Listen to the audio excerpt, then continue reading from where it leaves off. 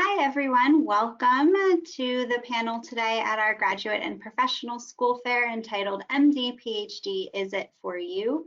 Thank you to all of our panelists who are here.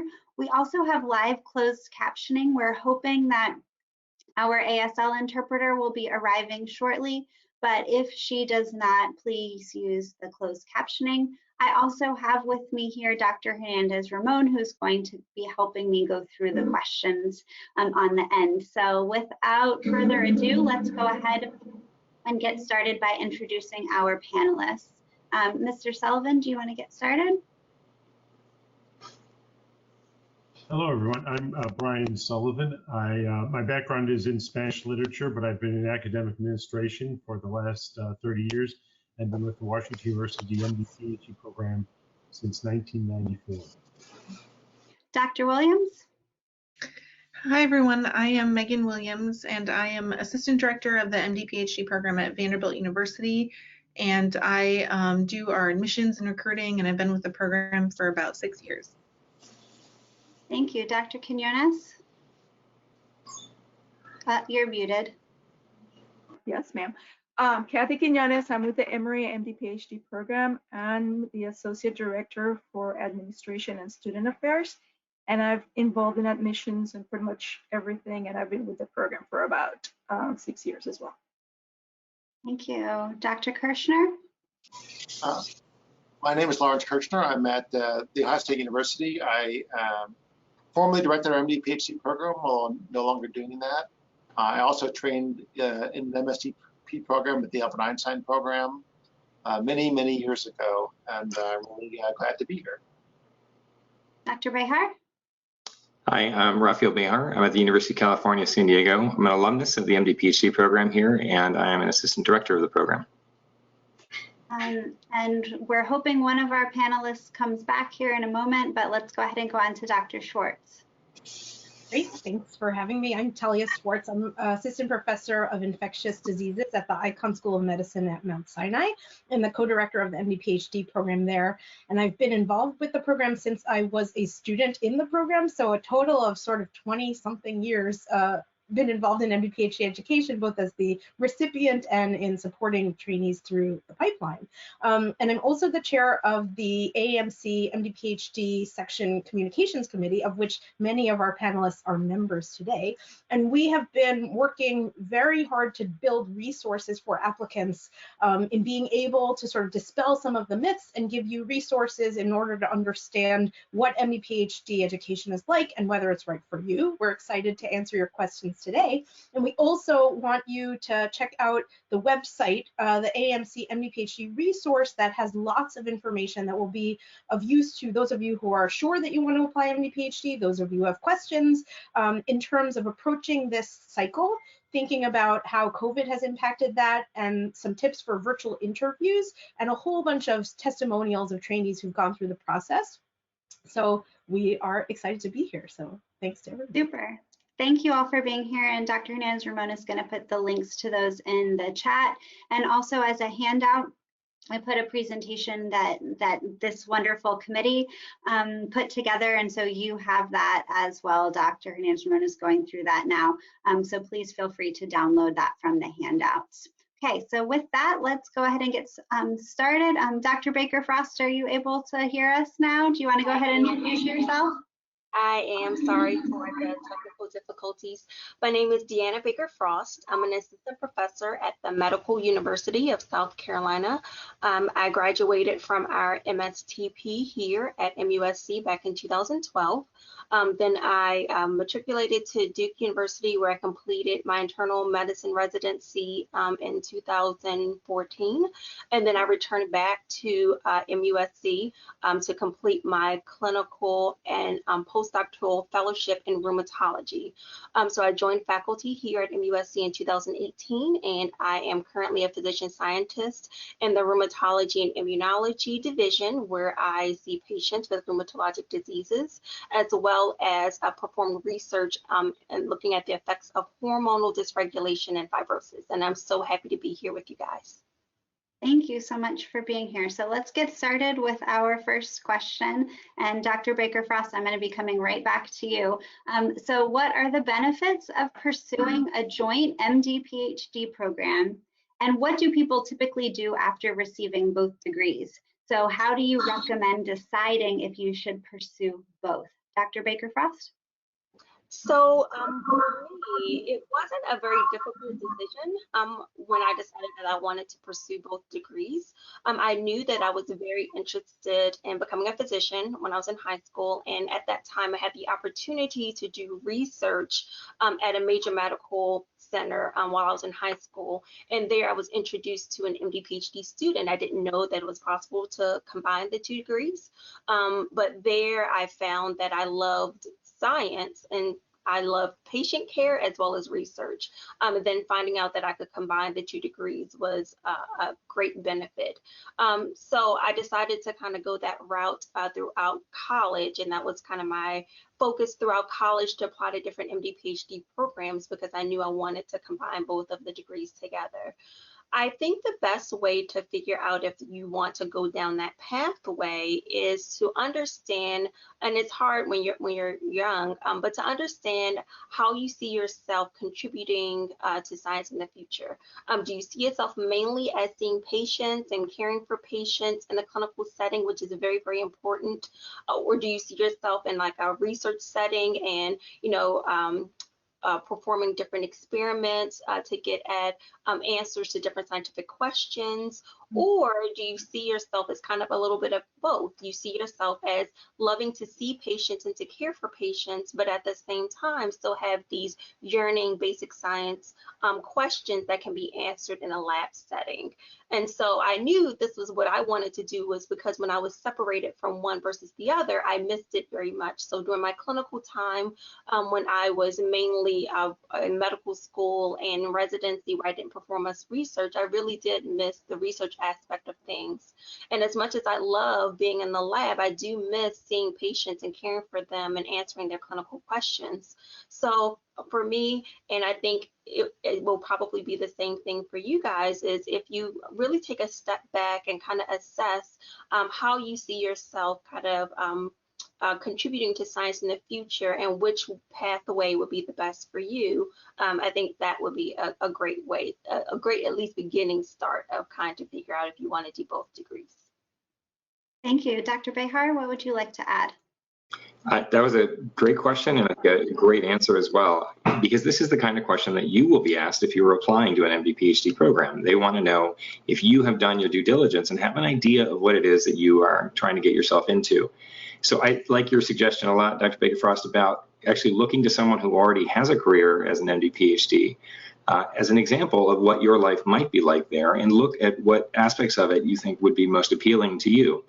Because you're right, there isn't necessarily one path for an MD-PhD. There really are a lot of different ones out there, and people take different paths to get to that point. But it does combine certain aspects of things you don't necessarily see if someone does a straight MD or a straight PhD program. It's not to say that someone who has a straight MD can't do research and someone who has a PhD can't work on clinically relevant projects, but it does provide you a unique insight and training in that process. And if you can cite some specific examples of how you learned more about that, I think it'll help you in your application and your interview process. Thank you. Dr. Kirshner? I just wanted to mention, I think many of us here on the call are actually laboratory-based scientists, but we know that PhDs now are not all laboratory-based PhDs. So people can do public health research, big data, engineering. These are all really great topics for PhDs. And I think those of us in the MD-PhD will recognize the need for people that do research, not just at the bench, but in all different areas relevant to medical investigation. Thank you very much.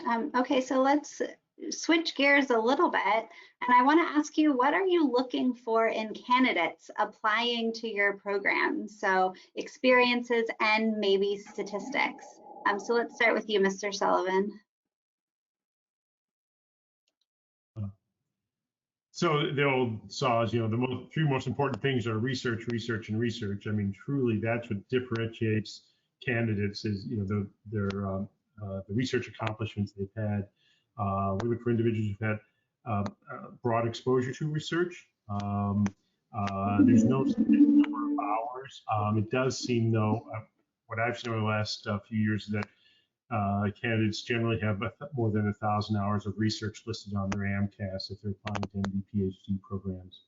And it doesn't have to be, doesn't even have to be medical research or biomedical research. We interviewed people whose research has been chemistry or physics.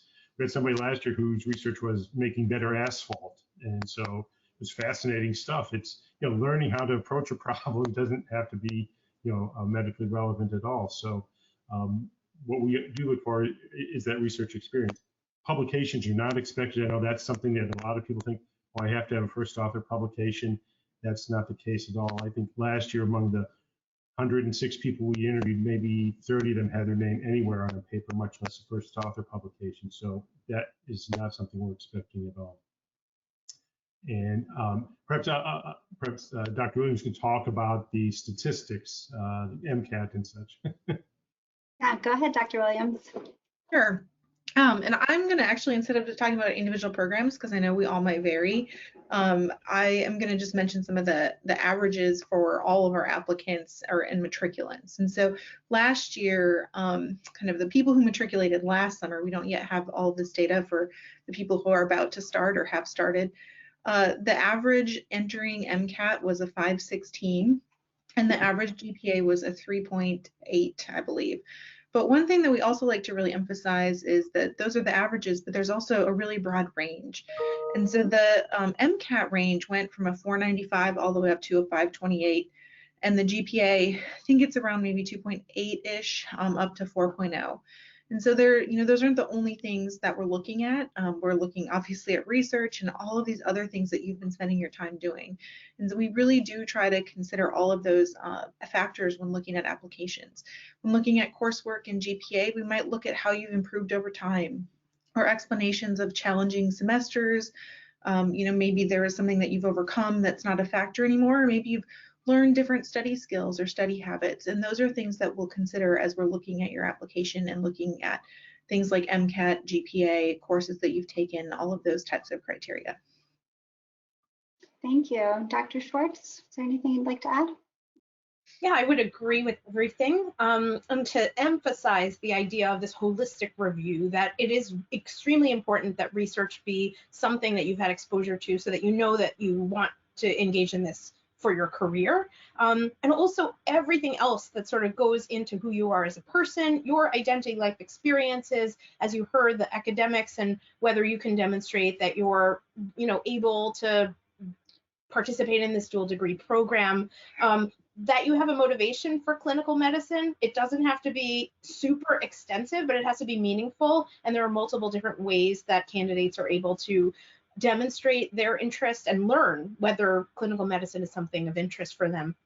And then having, as you heard from many of the panelists, role models, people who are physician scientists who are doing this and giving you a sense that this is a career choice that you want to pursue. And there's never going to be a person who looks exactly like you do and is doing exactly what you want to do. But the idea is to get sort of a broad diversity of experiences that will help you to inform the idea that this path, which is a pretty lengthy path, is something that you really want to do. And so committees are looking for that you've gone and sort of done that homework and decided that this is something that you're really committed to and can demonstrate through your experiences that this is what you want. Thank you very much. Now, so can you talk a little bit about the effects of COVID-19? So both in terms of your selection process this year and any advice for students who are considering applying in the future. And can you also briefly mention, we've gotten a couple of questions about this cycle and whether or not it is too late to apply now.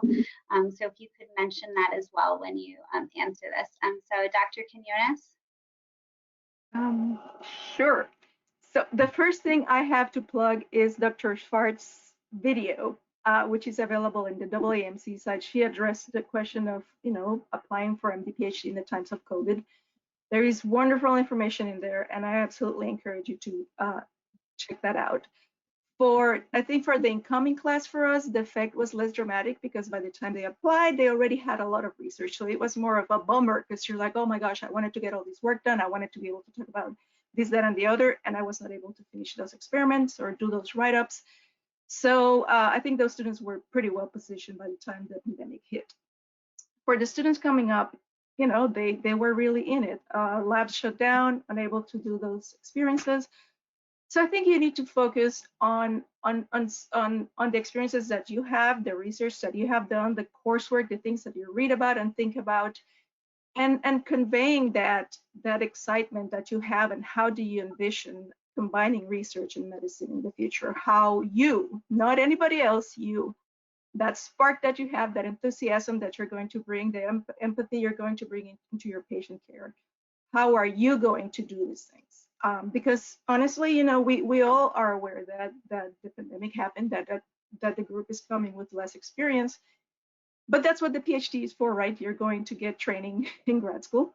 So what you do know, be prepared to talk about it. How, why did you do it? Shortcomings. Just be ready. And the nice thing about that is that you can actually prepare for that. You can practice interviewing. And when you do this, go find somebody who doesn't know what you do. Find somebody who's going to grill you. Because the people that know what you do are going to skip to that, oh yeah, of course you know that, because they know you. It's like, no, have somebody else question you. And that way you can really get those tough questions in advance and you can think of a great answer when those questions do come up during an interview. Mr. Sullivan? Yeah, I would agree with all that. I think, you know, with COVID, it does present a kind of an opportunity, because it does level the playing field for applicants. We're not sure, but we think, again, this year, most programs will be doing Zoom type interviews as opposed to in person. And so one of the challenges in the past as an applicant was traveling all over the country to do these interviews, and you know, it could cost a significant amount of money to do all the interviewing. So I think that's one of the things we saw this past year. Everybody was on the same playing field in terms of Zoom. And we are just getting the data now from the AAMC, but it looks like we'll have the largest number of people joining MD-PhD programs ever. So I think we figured out a way to make it work with Zoom. For you as applicants, I do, to back up what Dr. Keone said, is make sure you're able to talk about your research, and don't just talk about, you know, have other people, you know, really examine you, ask you a lot of questions about your work. So find somebody else who's not in your lab, who doesn't really know your work that well, and talk with them about it. And then ask them about their research. That's the other half of the interview, right? I mean, the faculty are going to evaluate you on your ability to follow their description of their research and ask good questions. And, you know, what we expect is people are going to be pretty agile, you know, being able to skip from one area of research to the other. We don't expect you to know a lot, but just how are you thinking about it when they present the research to you? You know, are you thinking in a logical way about it? Dr. Williams, anything you want to add to that? I think that's good for now. All right. So let me switch a little bit, and I just want to ask about the actual process of getting an MD PhD. So I want to know what was the hardest part, and does an MD PhD prepare you well if your goal is to pursue a research faculty position where you teach as well as practice and research? So I don't know who wants to start answering that one. You want me to call on somebody? Dr. Baker Frost, do you want to start? I can start off with answering that one. You know, the MD and the PhD degrees are very different. And so it's very difficult to say one is harder than the other one. And you'll go through different stages as you're going through this process. I call it a journey, because you go through different kind of, you learn a lot about yourself during this process. And so, you know, the beginning stages, the first 2 years, which is how my program was structured, you're learning how to think clinically about things. And so it's a lot of basic science aspects of the body, which can be difficult for some people if they've never been exposed to that area before.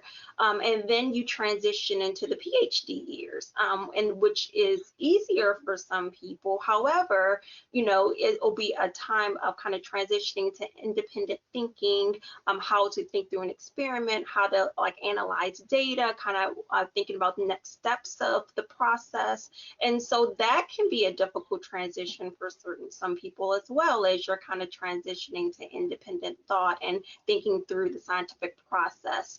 And then after you get that sorted out, then it's time to go back to medical school for the last 2 years, when you're kind of putting into practice the clinical aspects of things you learned the first 2 years into an actual person on the ward, to being able to think through things.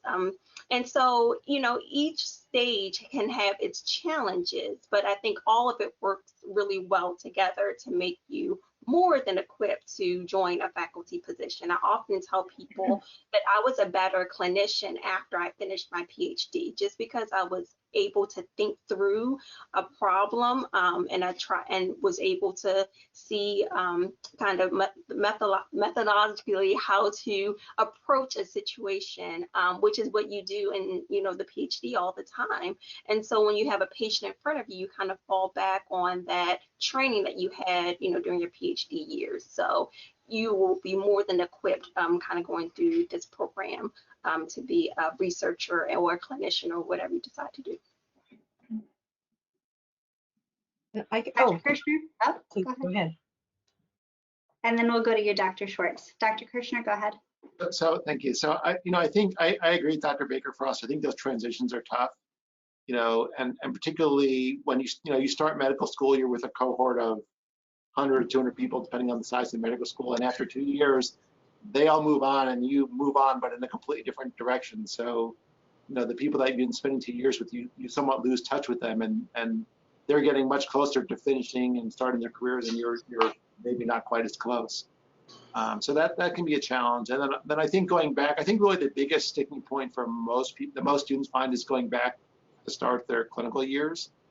And some programs actually do some clinical time before starting the lab, but you know, a lot of times when you finish your PhD, you are a world expert, literally, in a very small area, and so you have a certain way of thinking about yourself and the people around you and the way you interact with other people.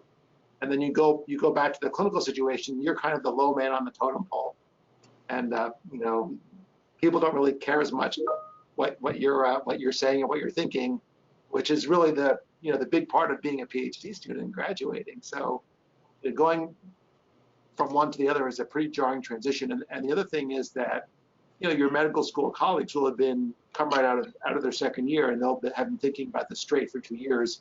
You'll have had a 4-year period where you may think about it somewhat, but not as much. So there's always a little bit of a sharp, steep relearning curve. But really, MD PhD students come out of their PhDs knowing how to think and how to process and how to read. So, you know, after a week or 2 or 3, you'll be right up there with them. And I think it really does prepare you really well. But there's a tremendous amount of anxiety about that transition back. And it's somewhat well-founded, but you'll all get through it. You'll all do really well, and you'll be really great medical students, you know, for those last clinical years because of the thought process. Dr. Schwartz? Yes, I was going to agree with both Dr. Baker Frost and Dr. Kirshner, and to add that yes, the transitions and each of the phases is challenging, and sort of the overall concept of this being a marathon and not a sprint, because it is a long training for you to get both degrees, and also it's a long training after that too. So the training after you get your degrees continues on for almost as long as the training to get those degrees. And so you really have to love this journey. You really have to love clinical medicine and science so much that it's not a problem that you deal with failure and being knocked down, that your ego takes a blow when you transition from one phase to another and feel like you've invested so much in this area that is no longer relevant to the area that you're now studying, and then vice versa when you go back. And so you really have to surround yourselves with a cohort who are supportive of you and are, you know, doing this at the same time, and being really confident about your choice, because it's hard. As you heard, people are moving on in different paths, and this unique path is really specific to those who are in this for the long haul. So it's both a good thing and a bad thing that it is so lengthy, but if you're loving it along the way, then it's amazing, it's wonderful. And the other amazing piece is that, yes, when you finish, you are going to be equipped to be an amazing clinician, scientist, educator, researcher, everything, and that our graduates, our MD-PhD graduates, are leaders in academic medicine and in industry and in all of biomedicine. Because of this robust training, there's so much that you can do at the end of it. And the other good news is that despite the fact that it's such a lengthy training, graduates of MD-PhD programs reflect back positively on their experience, and they would do it again, if you can believe that. But that must be a testament to how great the training is for those where this is appropriate. So. Thank you. Anyone else want to add anything? No? Okay. So now let's talk a little bit about the interview. So this maybe is how you can prove all of these things and you're ready for these things that we've been talking about. So do you have an interview for the MD program first and then a separate one for the MSTP? And how does the interview process work and what are you looking for? Who'd like to start with that one? I can describe the process at UCSD. We do have separate interviews. We do have interviews for medical school and then a separate interview process for MD-PhD students. And it goes with our philosophy that we treat our medical students as medical students and our PhD students as PhD students. If they're MD-PhD, then when they're in one program, that's what they're doing. If they're in another program, that's what they're doing. And for the MD-PhD interviews, we like to have a mix of different interactions with students. So we like to have some faculty members that the students themselves might be interested in meeting with, be their interviewers. We have other more standardized faculty members that might be part of the admissions program. And then we also have our own existing MD-PhD students meet with some of the candidates as well. So we try to get a picture from several different levels that might actually engage the student themselves and gauge their interest in our program. So it's really a two-way interview. It's your opportunity to ask questions of us. It's our opportunity to learn more about you. And it's a really critical part of the process.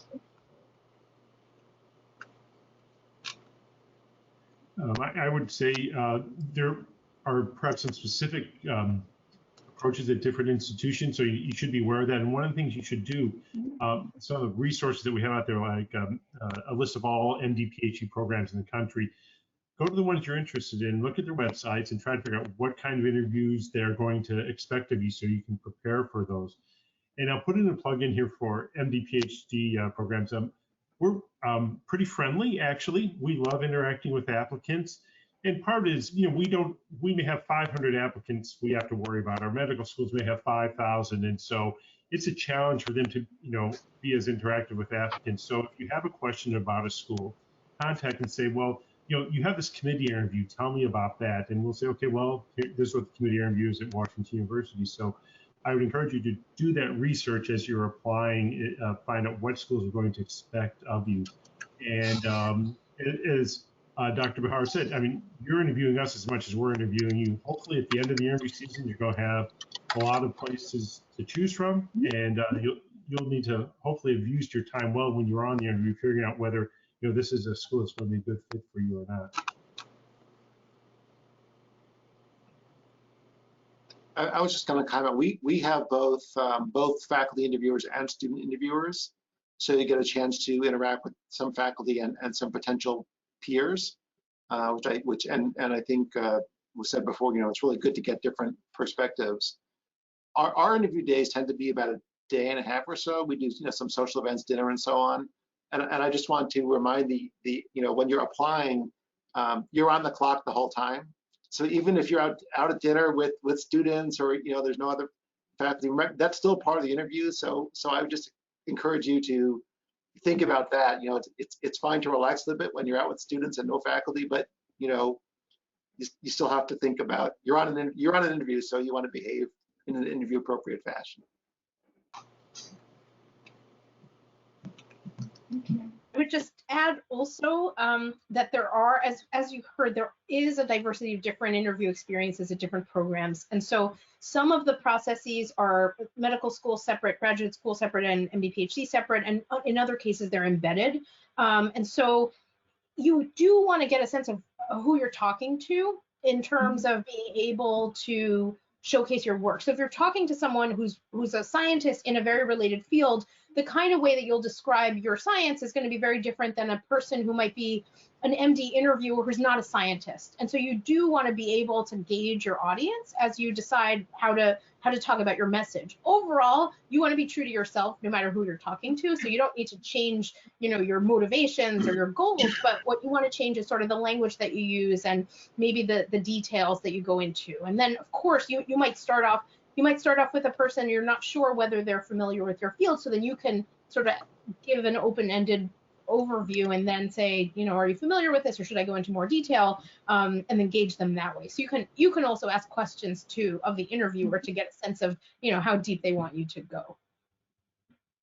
Thank you very much. All right, so let's talk a little bit about clinical experiences. We've gotten a couple of questions about elaborating on what clinical experiences you expect, especially given the current COVID circumstances.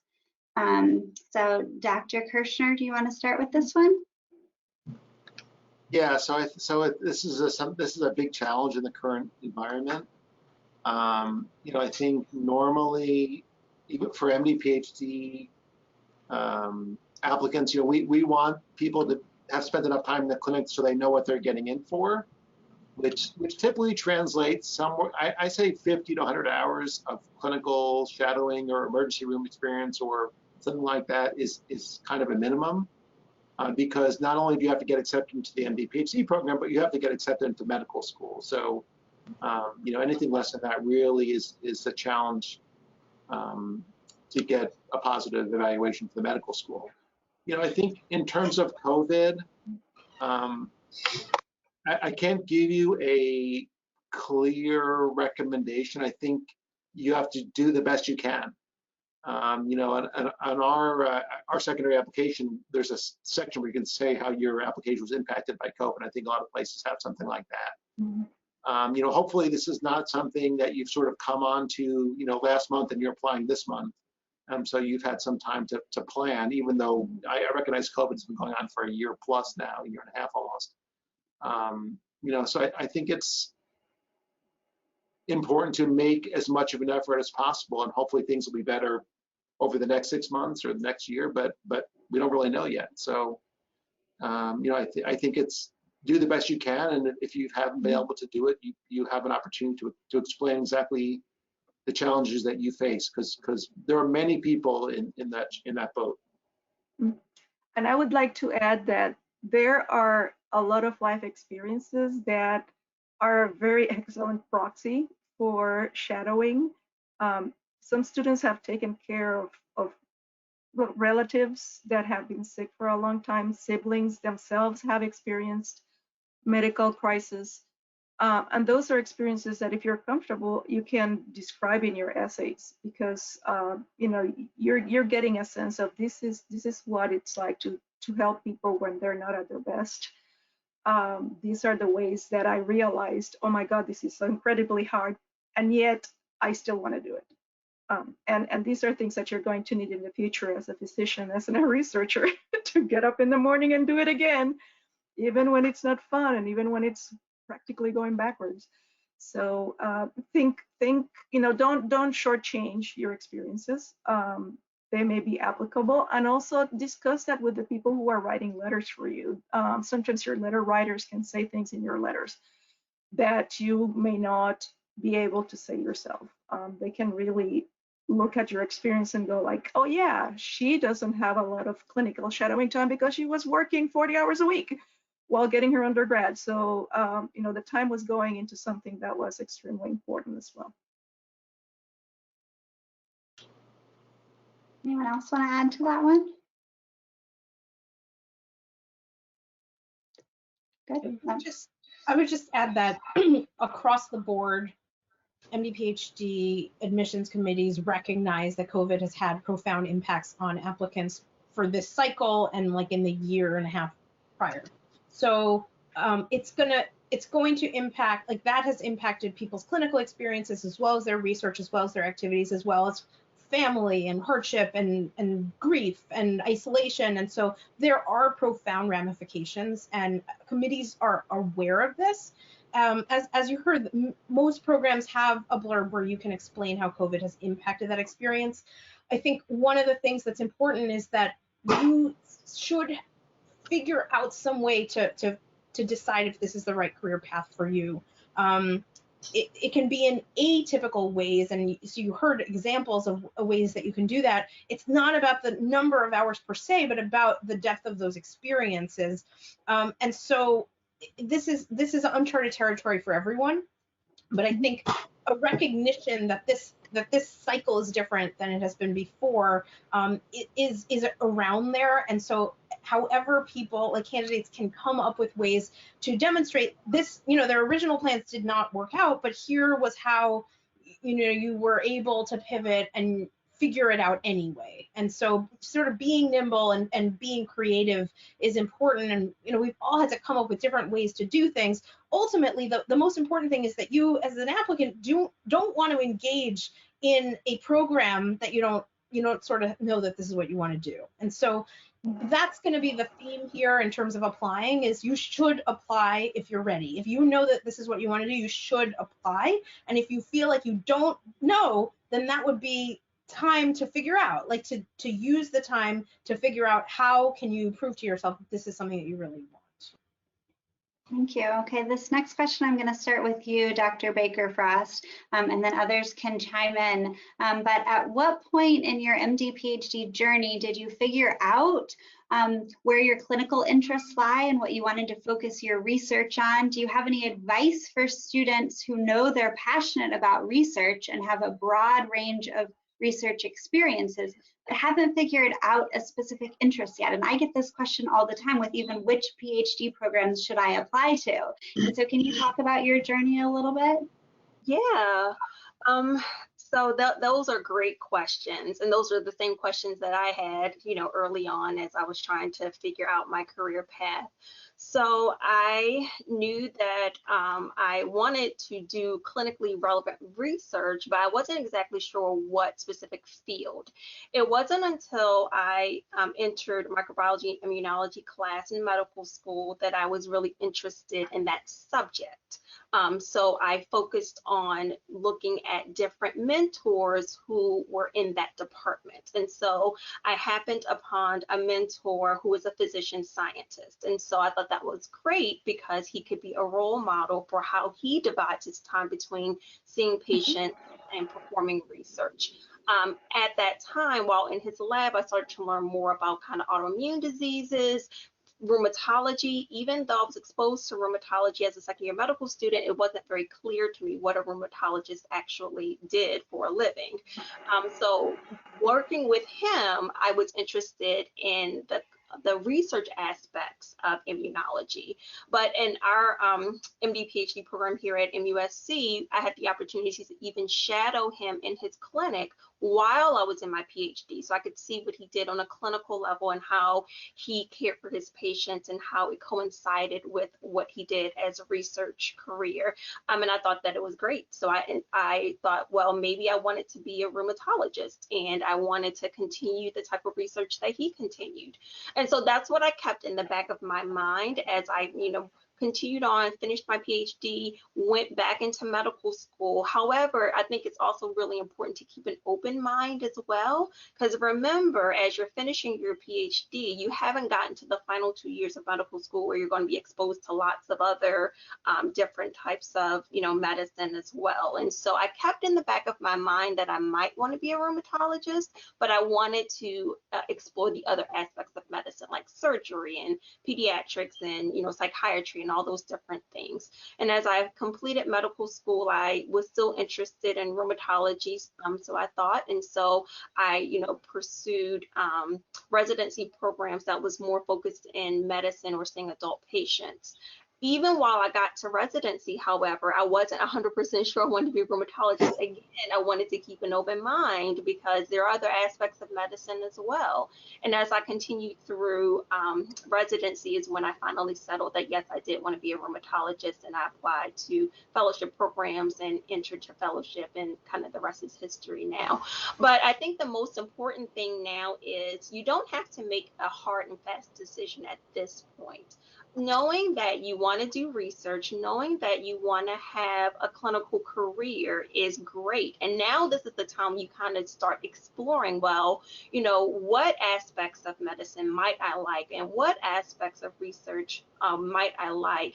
And then you kind of start trying to tailor your experiences to those things. But I don't think it's beneficial to narrow in so quickly on one thing and closing out other opportunities, because you never know what's going to spark your interest. You never know what you're going to come across that's going to kind of tailor your career in that way. So that's how it worked for me. And I think that's typically the advice that I give to other MD PhD students.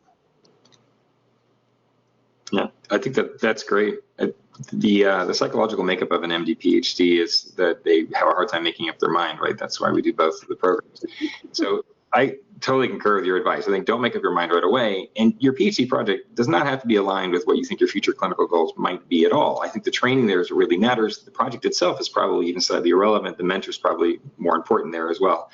So in my personal case, I made a lot of switches. My undergraduate degrees in physics, my graduate degrees in neurosciences, and I'm a practicing hematologist now. And part of that was because the things that I wanted to learn about along the way changed over time and different opportunities presented themselves. So you want to be open to that possibility. And you don't have any of those experiences yet at the time that you're picking your PhD project or your PhD mentor. So at that point, you should pick the best training you can possibly get, and do so again when you're looking at your clinical interests, because things can change over time. So you're not committed at any point in time. However, that said, I think if you are going to be a practicing physician scientist, it is nice to have an alignment between what you do clinically and what you do in the lab, if you manage that. The alternative to that is have a more well-defined clinical role, say, for example, working in an ER or working in an ICU where your shifts are your own and you don't have a clinic that you have to take home with you afterwards. There are different models out there for that, but you don't have to get there all in one step. Anyone else want to add to that? I was just, so I'm a clinical endocrinologist, although my research has always been in cancer. So I do endocrine cancer genetics. So I mean, you can sort of put things together in different ways, you know, because MD PhDs are very creative. So things, you know, if you're interested, you'll make them fit together. Thank you. All right, I'm going to start with you with this next question, Dr. Williams. How do MSTP programs incorporate diversity and equity across applicants and through their program, especially with the climate of America that has been coming to the forefront over time? Yeah, that's a great question. I think one of the important things for applicants that I know we touched on earlier, but it really is true, is this idea of holistic review.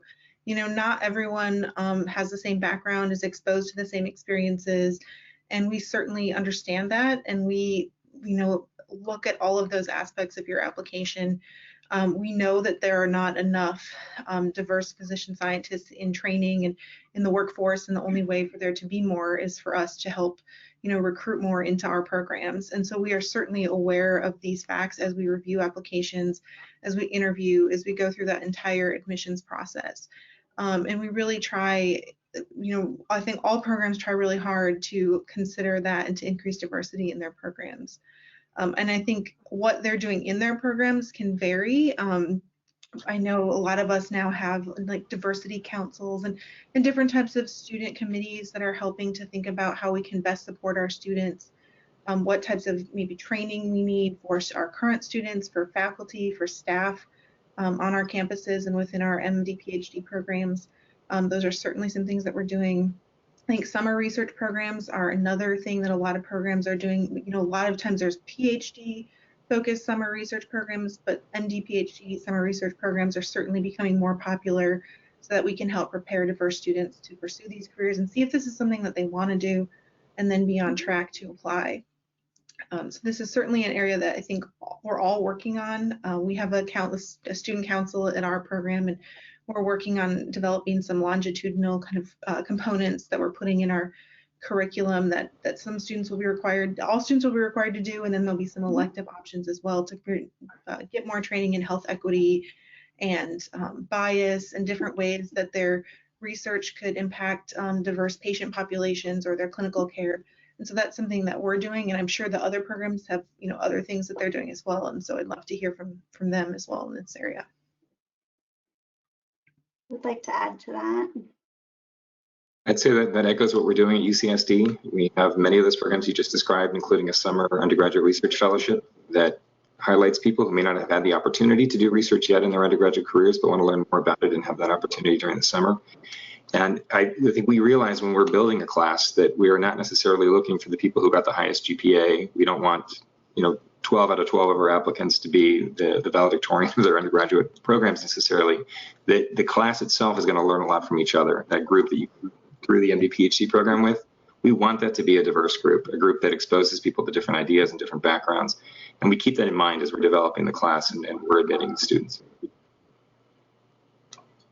Yeah, I would agree with that. And actually, I'll put in a plug for UCSD's summer program. One of our current students, she loved it so much, and she came to us. She said, we have to have one here just like UCSD does. So we are starting that. And so we're open to ideas from our students. And besides that, the students last year asked us to form a social justice journal club. And so, you know, we gave them the funds to do that sort of thing. I think we all look to students for ideas about how we can improve the program, because we may have ideas, but we're not experiencing it as students. So our students are a great source of inspiration and innovation for our programs. So wherever you go, bring your ideas forward. I'm sure that the administration will be receptive to it.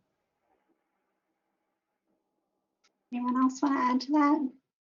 Yeah, I would add that nationally, this is a really important initiative that programs around the country recognize that there is a dire need to diversify the physician scientist workforce, and it's not just from the recruitment issue, but it's all the way across this continuum. And the issue is that physician scientists in senior leadership positions are predominantly white men, and that we are working very hard to be able to create better representation through all of the different layers of mentoring and training. And so we're not there yet. This is a team effort that we all have to be involved in, and it is really multifaceted, from the recruitment and the student support and curriculum, and then all the way through the pipeline after they graduate. It's fortunately a huge priority nationwide, and NIH is putting a lot of funding into multiple mechanisms to help support trainees and throughout this pipeline, and that hopefully students contribute great ideas, and the idea that there will be partnership between faculty who also are developing these programs, and that leadership has this buy-in. And I think the more that we're talking about this national conversation, the more leverage we're all achieving, and being able to recognize the problems and think together about ways to help support trainees across this continuum. Thank you. I would just add that it's encouraging to hear that, there's so much talk and so much effort being put into diversity. And so it's encouraging that, these conversations are happening compared to when I started, this process 20 years ago. So it's good to hear that, and it should be encouraging, hopefully, to our future applicants that it is something that is important for the health of our nation. Thank you very much. So several more questions have come in about this. I think nobody answered it earlier when I asked it, so if a couple of you can chime in. And that is it too late to submit the primary application at this point, either now or soon? I see lots of head nods. It's good, but it's not too late at all. Actually, I just in a conversation with somebody who's at the NIH, and so she hasn't applied yet, and I told her, go ahead and submit the application. We're looking for outstanding applicants, and so we always save some interview slots at the end for those that apply later. Thank you. Is that pretty common? And I see lots of head nods. Our program doesn't interview until January, so I think the deadline is still far away. Great, thank you. I hope that's encouraging to those of you who are listening, who are still working on your applications and who are ready this cycle. So how about this question that's just a little more specific about experiences, which is how do your programs feel about shadowing versus health-related community service or other types of experiences that applicants have? Dr. Quinones, you want to give it a shot? Sure. I mean, they're all good. Again, you know, when the physicians are interviewing you, they really want to have a sense that you know what you're getting into. That said, again, as we have all said, everybody was there. We're still here for the pandemic. So there is absolute awareness that students couldn't be in certain spaces. Heck, most of us couldn't be in most spaces. So you know, you need to look at your experiences and try to leverage those and think of, you know, why is this experience relevant to me being a doctor, and think of how to articulate that, because I think that's the catch. You know, sometimes people have experiences and they don't know how to articulate that. And again, talking to other people may be helpful in that. You know, you give someone your resume and they can look at all the experiences that you have and they can be, oh, hey, what about this? You've been volunteering here for 4 years. And you're like, oh yeah, but that doesn't apply. It's like, well, actually it does. And somebody can help you understand how awesome you are when you don't even realize that you have actually done those things. So get feedback and try to see, you know, what things you can apply and, you know, tweak them a little. Not saying to lie, but you need to really be a little broader in your interpretation of experiences that you have and how you think about them and how you communicate what those things may have meant to you. I think sometimes those two experiences also are, you know, just different. Where shadowing, you're often getting to see what the physician's role is, what their job is, you know, what they do maybe behind the scenes. Volunteering, you're probably interacting a lot more with patients and getting to help them and to see what you know, their needs are and to really interact a lot more with them. But you might not get as much time with a physician or in a, you know, exam room or that type of thing. So I think these can both be really valuable, but they also both can bring different types of experiences. And as Kathy mentioned, just different types of kind of understanding for you about why you might want to pursue this career. They're not necessarily the same. They're different and both very valuable. So whatever opportunities you're able to get, certainly take advantage of them. Anybody want to add to that? Yeah, I mean, I was going to say these are important, right? I mean, you're applying MDPhD, so it's really important to address that part of it. And we talked earlier about how many hours you need in shadowing and that. I mean, you could be an outstanding, you know, Nobel, you know, level type researcher, but if you don't really show that you know what being a physician is about or that you're that interested in it, then you're not a good fit for the MD-PhD program. And so that's part of what you're doing now is you're discerning what you're really drawn to. And, you know, and it's interesting because every year about 100 people get into an MD-PhD program to decide to go MD only. So about 15% of the people who get into MD-PhD programs decide just to go to MD only. Because they realize, wow, they have the ability to do this. After going around the country, talking to a bunch of physician scientists at different schools, they realize that it's not the right career for them. And so that's what you're doing now. You're discerning about what you think the right career is going to be. So we have about 5 minutes left. And so I want to ask you all if you're okay with us sharing your email addresses in the chat. Is everyone okay with that? Follow up? Great. And then I want to give you a chance, maybe all of you if necessary, to sort of answer the question either what do you wish you had known as you were applying for MD PhDs, or what advice you have for current applicants or even people who are still considering and thinking about MD PhD programs. So who wants to start?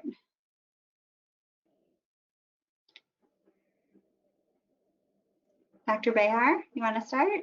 Sure, I can tackle the easy one. I think if you're still having doubts about it, I think this is the opportunity to try to explore more about these different career choices that you're having. This is the time to learn more about what an MD PhD can do and what the different ranges are. And this could be anything from industry to medical leadership to clinical research, all sorts of different things. But get a sense of what aspects of that interest you, and think about what might be different if you didn't get the PhD. What might a PhD only course, an MD only course, or perhaps some other approach do for you. So this is the opportunity to explore that. As far as things that I wish that I had known when I had gone through the process, I think in retrospect, and this may have some survivorship bias here, but I think is the idea that the decisions that you're making all seem incredibly difficult. You know, am I going to be a neuroscientist, going to be a surgeon? And the fact is what you're actually learning is how to cope with data and information, put it together and make good choices. And you're actually going to be well prepared to do that in almost any environment.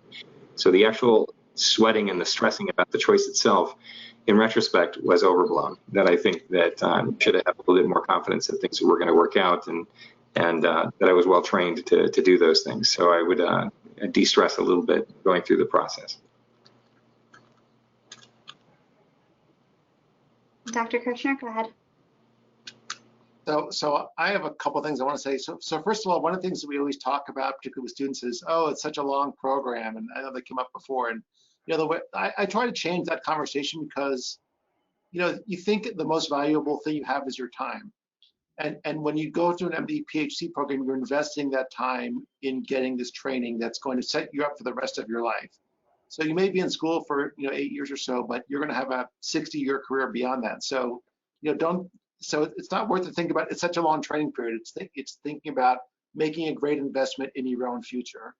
And I think that what I would say in terms of the career path, if you love research and you love taking care of patients, there's nothing like it. Because one of the great things about this career path is if you're successful, if you're smart and you're creative and you do a good job, you can pretty much do whatever you want in your career.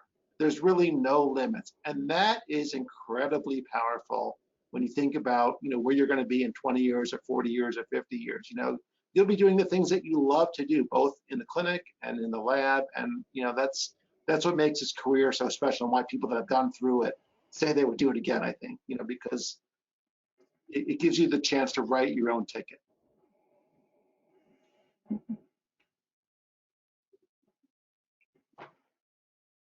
Anyone else? Go ahead, Dr. Schwartz. I would just add that failure is part of the game, that this is never a linear path, and that there are so many challenges that are going to come up at each stage of training, and that is part of it.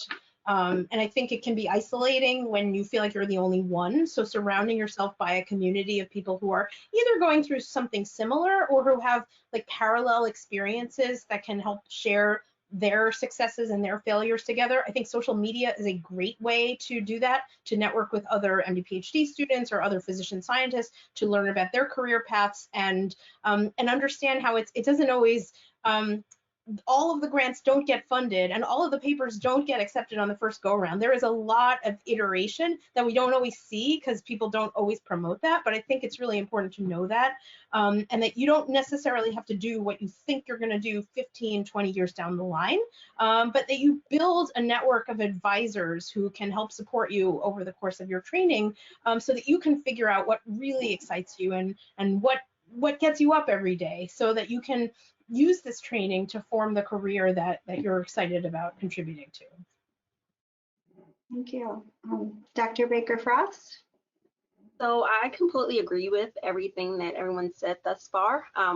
I always, when I'm talking to students, I harp on the importance of support, which is basically what Dr. Schwartz was talking about. This is an 8-year journey.